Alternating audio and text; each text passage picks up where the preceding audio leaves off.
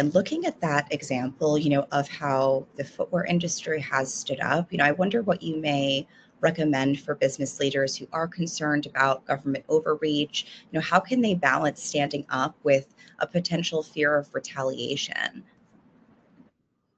I mean, look, I think you always have to be smart about how, it's not just, oh, let me go out there on every issue. And frankly, that is something we would have said before the election, right? That, there was, I think, element of business being called on to engage on many, many issues. And there is, I think some of that led to blowback in a way that was unhelpful. But there's many issues that are core to business.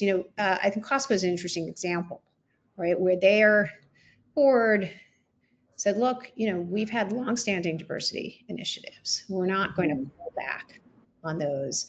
We're not going to be scared to say the word DEI. Now, I don't think many companies are not using that terminology anymore. And the reality is, the moment for